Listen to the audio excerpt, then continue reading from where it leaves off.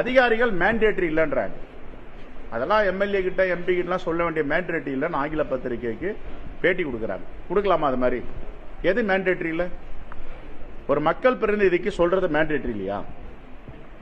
நாளைக்கு மக்களுக்கு வெள்ளம் வந்துருச்சு, தண்ணி வந்துருச்சுன்னா அந்த திறந்து விட்ட என்ஜினியரா போய் நிக்க போறா? நான் தானே போய் நிக்க போறேன். மக்கள் பிரதிநிதி தானே போய் நிக்க போறாங்க.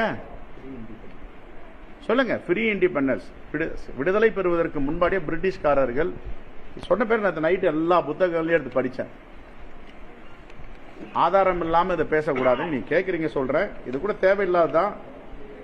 நீர் நிறைந்த குல விழா, நீர் நிறைந்த குல விழா, நீர் நிறைந்த ஏரி விழா. இந்த விழாவை எடுத்தது யார்? சங்க இலக்கியம் படிச்சிருக்கிறாரு, சிலப்பதிகாரம் படிச்சிருப்பாரு, அவரு எல்லா புராணங்களும் படிச்சிருப்பாரு. நீர் நிறைந்த திருவிழா, நீர் நிறைந்த குல விழா, நீர் நிறைந்த ஏரி விழான்னு சொன்னது யாரு? அது விழான்னா என்ன?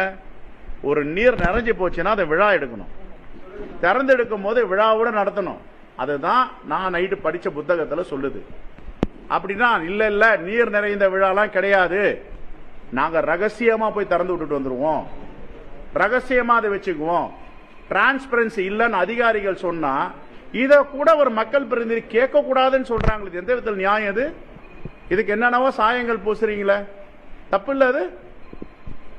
எங்களுக்கு இருக்கிற கோமணமே வெறும் சுயமரியாதை தான். இதை கூட விட்டுணுமா?